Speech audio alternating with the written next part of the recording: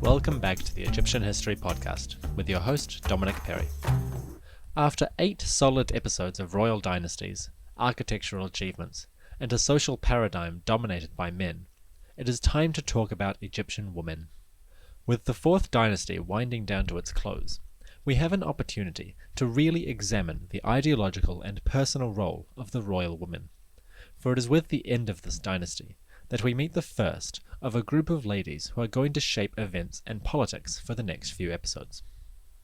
Menkaure's pyramid at Giza had assured him some level of immortality.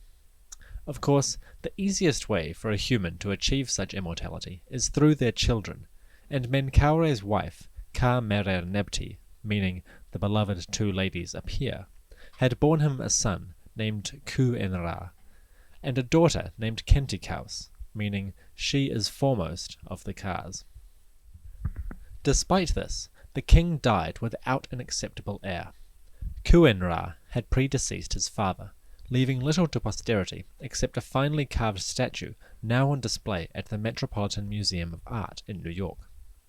With the passing of the king, and the absence of a son of viable age and experience, the power to secure the throne lay in the hands of a woman. Menkaure's daughter by birth, the young Khenty-Kaus, is the first royal female of whom we can say much more than she existed. Wives of the 4th dynasty kings had been a powerful element of the royal family, but their visibility in the archaeological and literary records is low. Small pyramids built adjacent to the king's monuments may have been dedicated to these wives and mothers, but to date no burial has actually been found within them. Whether the royal women were buried in the pyramids or not thus remains something of a mystery.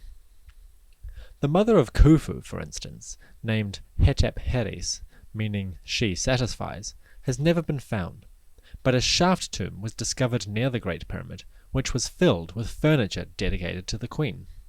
A bed, a canopy, armchairs, and ornamental boxes were all discovered in the tomb, along with an alabaster sarcophagus. But the queen herself was nowhere to be found, complicating our understanding of burial practices for the royal woman. So without burials, how do we know about Khenty-Kaus? The queen, as she became, commissioned a tomb for herself near the pyramid of her father Menkaure. Constructed in the shape of a step pyramid near the valley temple and causeway of her father's tomb, her tomb is unique in the period for apparently having an operational funerary cult.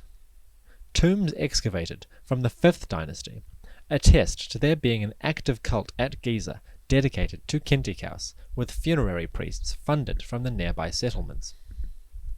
Of course, we have seen over the past few weeks that every 4th dynasty king established a funerary cult to sustain their ka and ensure the longevity of their eternal union with Re.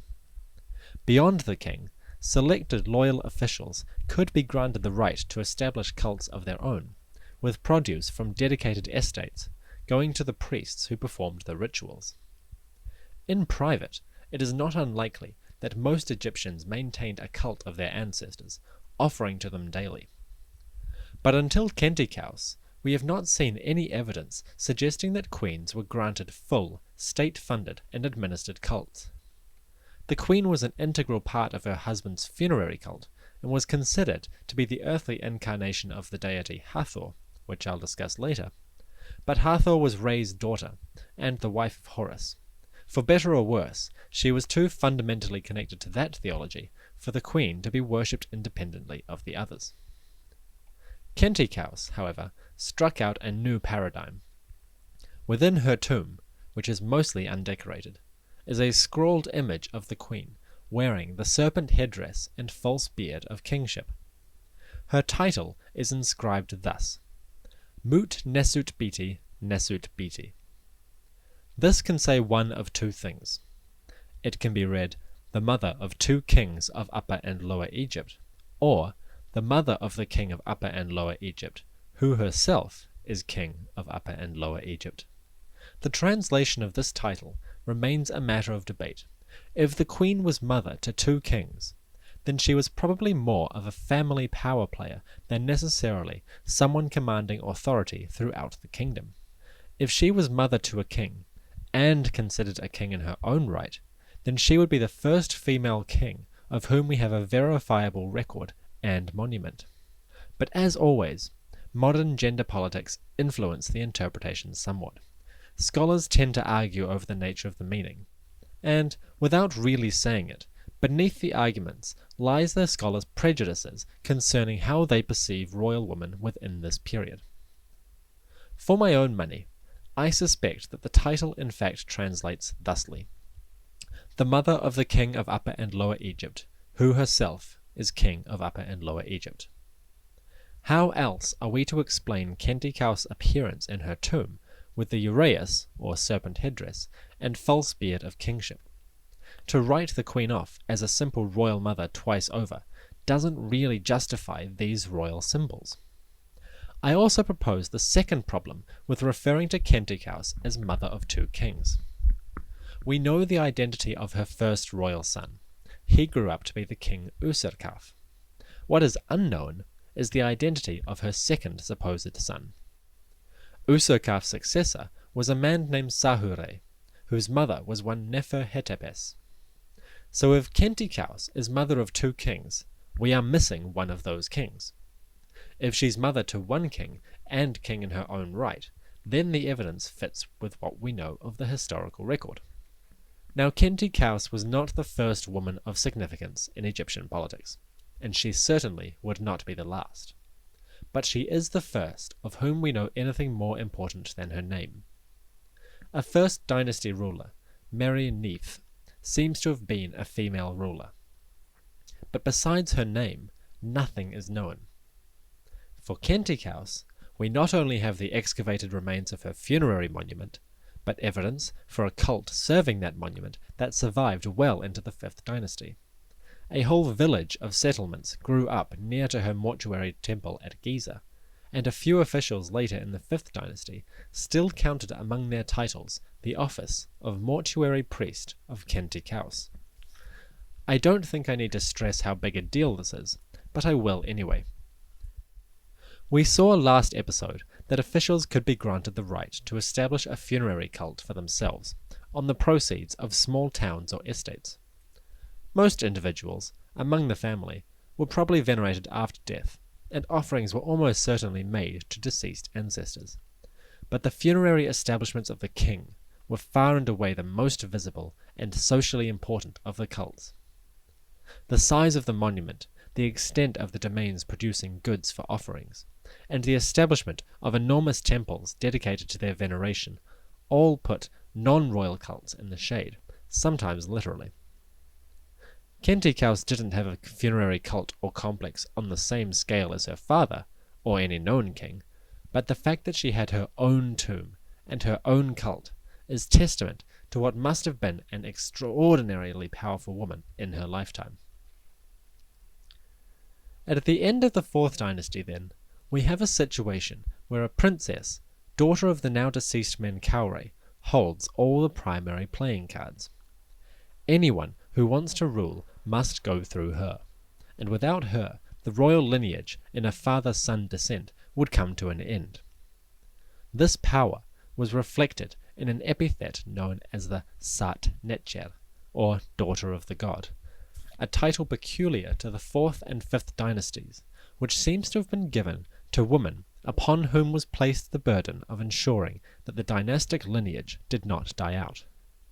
As a result, Khenty-Kaus was fundamentally important to the perpetuation of the royal household, the ruling family, and the cosmic order itself.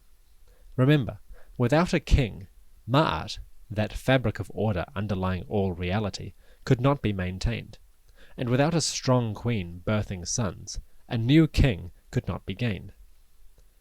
In taking this position of social and political authority, you might be forgiven for thinking that Khenty-Kaus was skirting a fine line, or cruising for a bruising.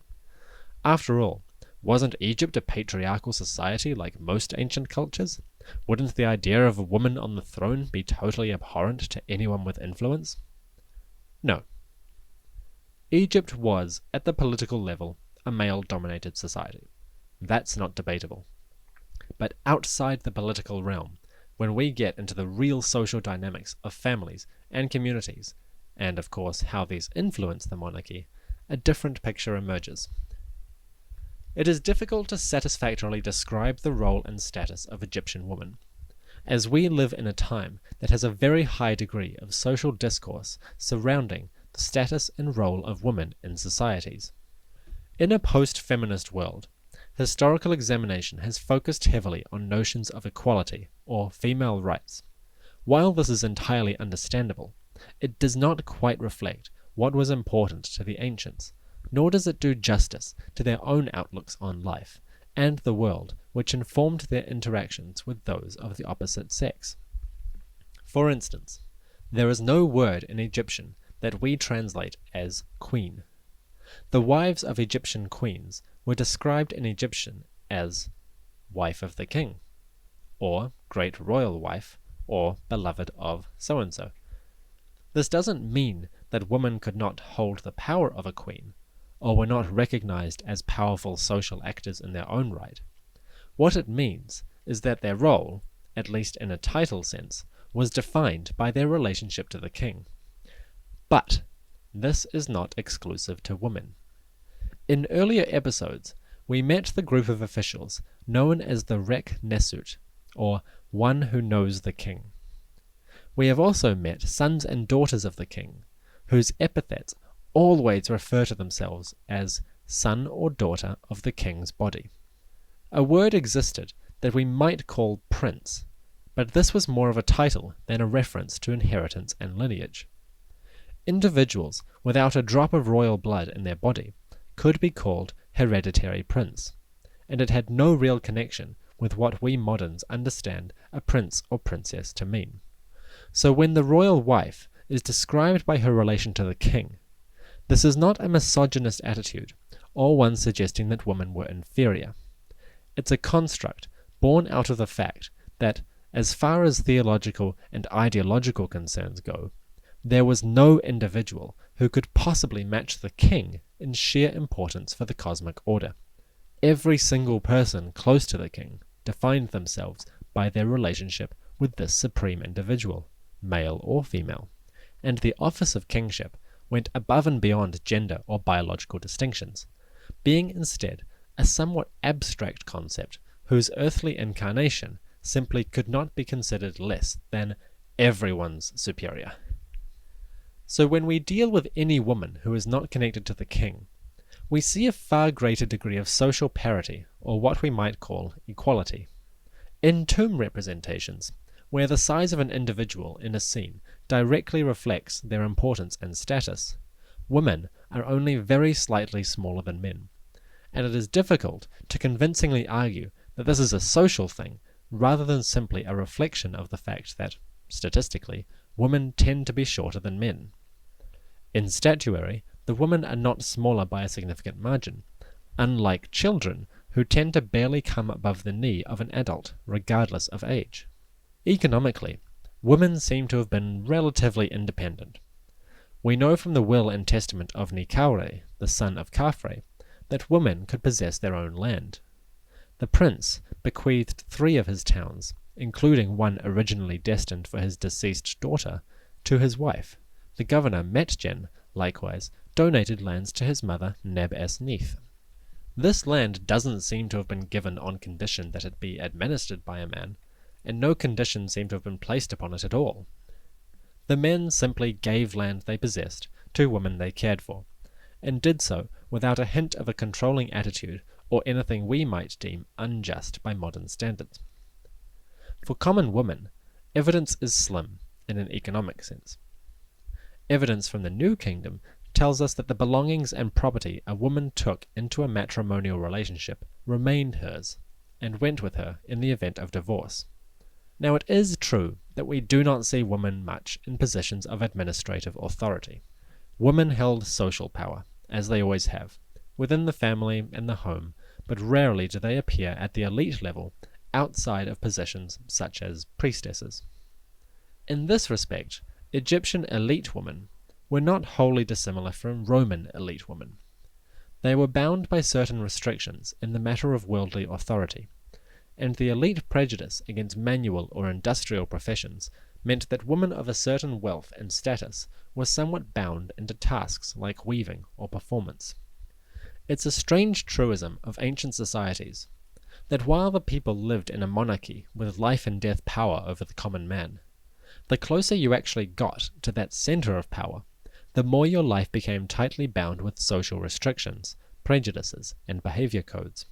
The ordinary Egyptian, while never really powerful in a democratic or economic sense, was nevertheless relatively free from restrictions or boundaries on the path they took in life. Now granted, a potter probably raised his son to become a potter as well, but if you had multiple children, the secondary sons and daughters were somewhat less bound by obligation to the elders, and could move into other professions relatively easily. The social fabric below the elite level was relatively flexible as far as gender roles went, though I should stress that they were flexible by ancient standards rather than our own. Above the common folk, at the elite and royal level, we struggle to define women satisfactorily because the evidence is of a far more controlled nature.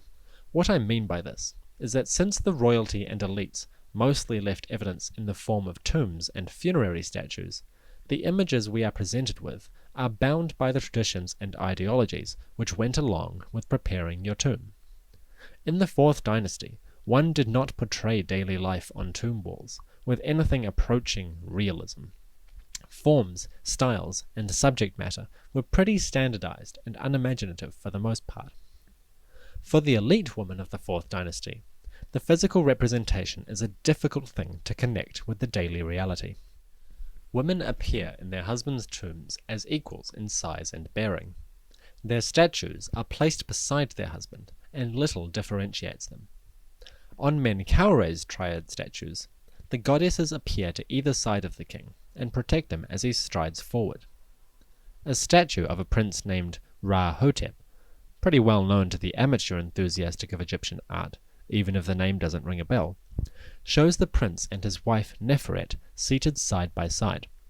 Neferet is wrapped in fine white linen, her skin is a pale cream colour, her wig a rather splendid and large affair jutting out to either side.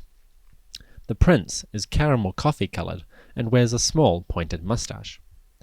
The two differ in colouring and clothing, but beyond this they are very much alike. Neither is noticeably taller, neither is given prominence in the seating arrangement, and both statues are inscribed with their epithets. On the surface, we could say that men and women were essentially equal in terms of respect and social status. However, and this is a big thing to remember, the manner in which they were perceived socially is not the same as the roles they undertook in daily life, and the degree to which the sexes were separated. In tomb scenes, elite women tend to be waited upon primarily by female servants, with the exception of scribes and stewards. Men tended to be waited upon by other men, and female servants rarely appear with them. So when it came to servants, there was something of a gender division. Princes and princesses, however, seem to have been raised together. Hieroglyphic references to royal children always include glyphs of a seated man and a seated woman, suggesting that when the children were discussed, it was both genders at the same time. How much this reflected on the daily reality of the children's interaction is unknown, but it's one of those instances where by examining the way that things are described, we can gain some insight into what might have gone on behind the scenes.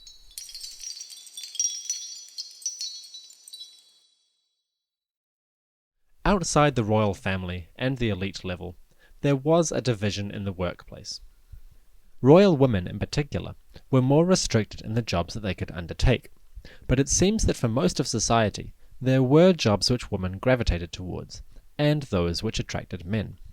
For instance, dancers and performers tended to be overseen by an instructor of either gender, but one never finds a female scribe. Women seem to have dominated the profession of weaving, and females appear as overseers in this line of work, along with some men. In the fields, however, men seem to have done the majority of the manual work, with women mostly appearing to carry goods in baskets upon their heads. Only men were referred to by the title baker, and yet bread making was performed by both genders, and in some bakery scenes men are almost entirely absent. Royal women tended towards the roles of songstress or dancer for the goddess Hathor, daughter of Re. No woman appears as a governor or a warrior, and yet they dominate market scenes, offering goods to interested barterers. So commoners had relative flexibility in the professions or roles they undertook, but for the elite, and the royals in particular, these careers simply were not acceptable, and the avenues to authority and power were rare for royal women.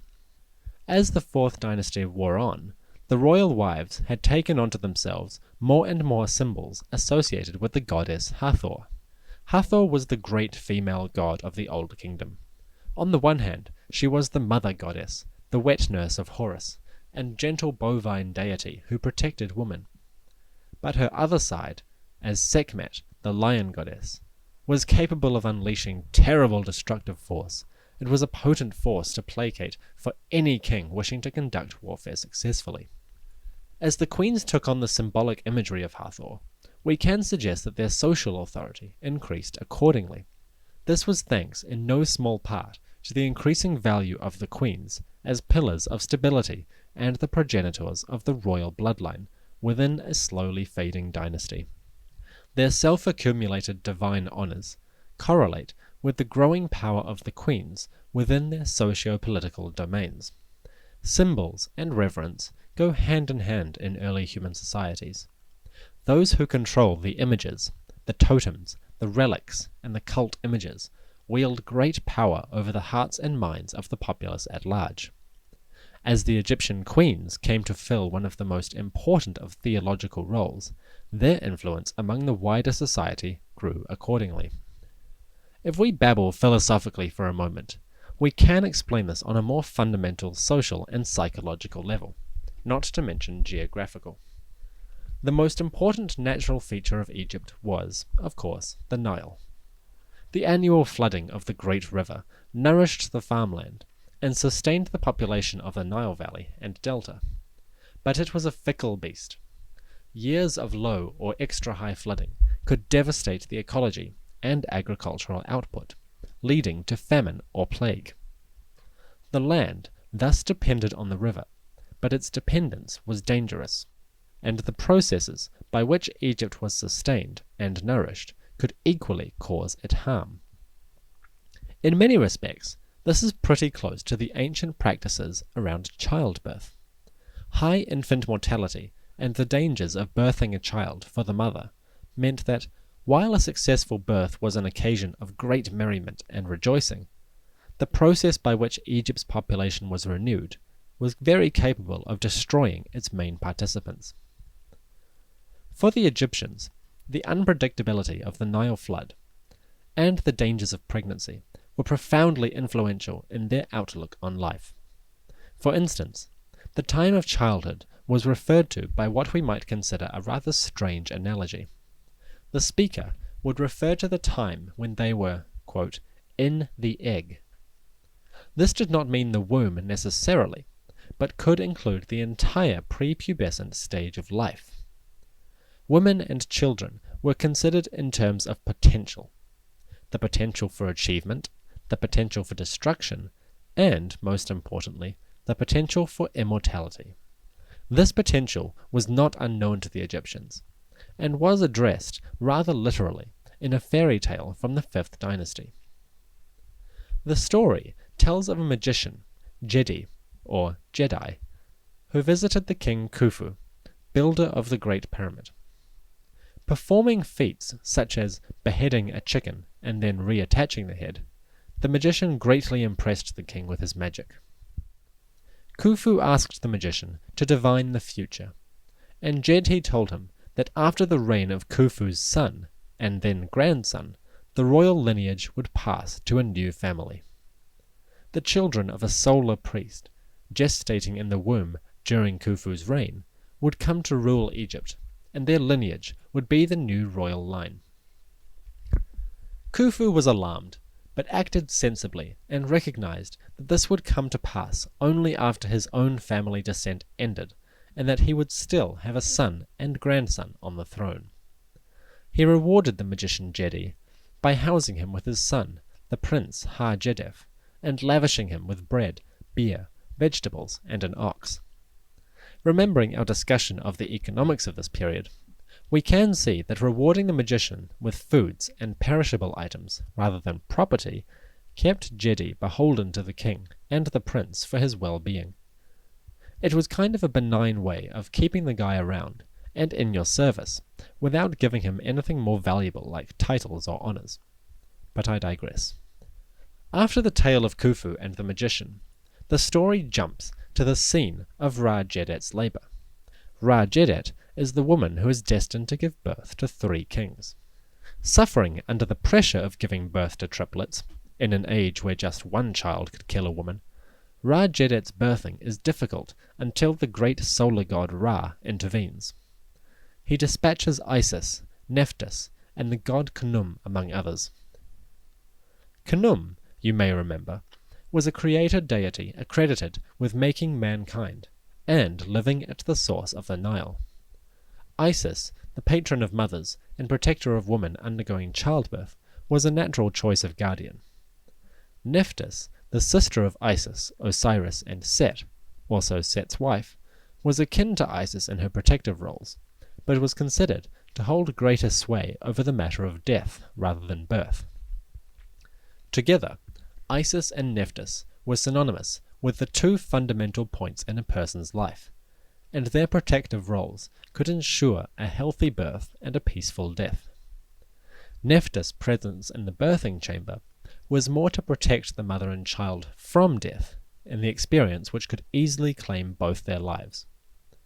She was also affiliated strongly with the concept of wet nursing, and was one of Horus's primary feeders. So with Isis, Nephthys, Khnum, and other goddesses protecting her, Ra-Jedet was in the best possible midwifing care imaginable. Having transformed their divine forms into earthly musicians and porters, they travelled to Ra-Jedet's home, and took her into their care. Entering the room, Isis placed herself at the woman's birthing end, while Nephthys stood behind her head. One of the minor goddesses accompanying them eased Ra-Jedet's pain, and seems to have assisted her dilation, for it is described that she quickened or hastened the birth. The actual birth scene is fantastically described, so I'll read it to you now. It's not messy, it's really quite sweet, and a little bit funny, so here we go. Isis said, "May you not be powerful in her womb, and this, your name, being Usa-Re-F." And this child rushed into her arms, a baby of 1 cubit, about 1 forearm's length. His bones were strong, and his limbs destined to be of gold, and his headcloth of real lapis lazuli. Then they washed him, after cutting his umbilical cord, and placing him on a couch of brick. Then Meskenet, a goddess whose name means foremost of birth, approached him, and she said, "A king who will perform the kingship in this entire land." This process was repeated verbatim for the next 2 children, named Sahure and Keku. Of the 3, only Sahure is known as an actual historical king, although the first, Usa-Ra-F, may be the king Usa-Kaf, son of Khenty-Kaus. Of course, the story fictionalizes the events greatly, and it is doubtful that a woman named Ra-Jedet actually gave birth to 3 kings. But the essential gist is that Khufu's line came to an end with his grandson Menkaure, and after this a new lineage was established via the children of a solar priest, which we now suspect the next king, Shepseskaf, to be. The new dynasty was established through Khenty-Kaus, who seems to have been the wife of Shepseskaf.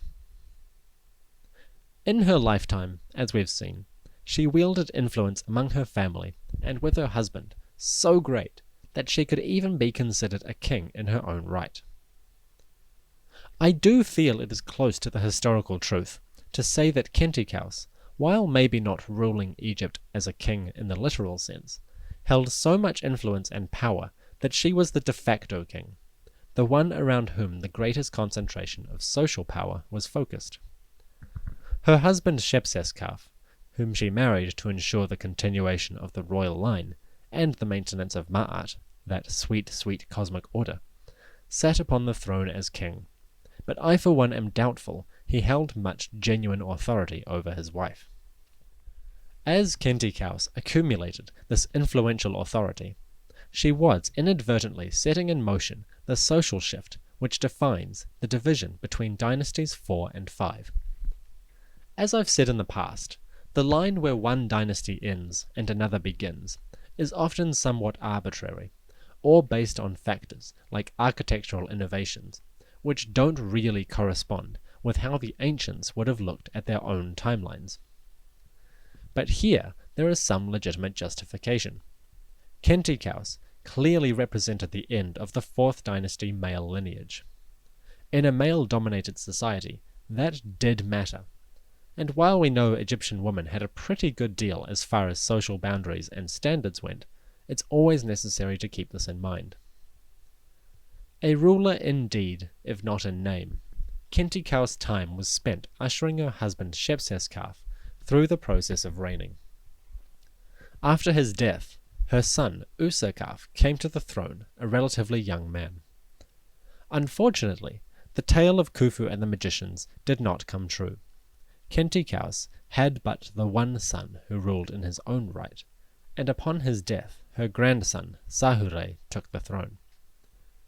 The venerable matriarch probably died some time in her son's reign, and for her troubles was buried in state in her tomb, and her funerary cult was perpetuated by her descendants for about a century after her death. Of her achievements in life we know little beyond the tomb, the cult, and her titles, but in Khenty-Kaus we have met, for the first time, a woman who breaks through the veil which lies between us and the ancients, and presents the first of Egypt's 4 great female rulers. Her influence, and those of her fellow royal women in the 4th dynasty, will be felt throughout the coming episodes.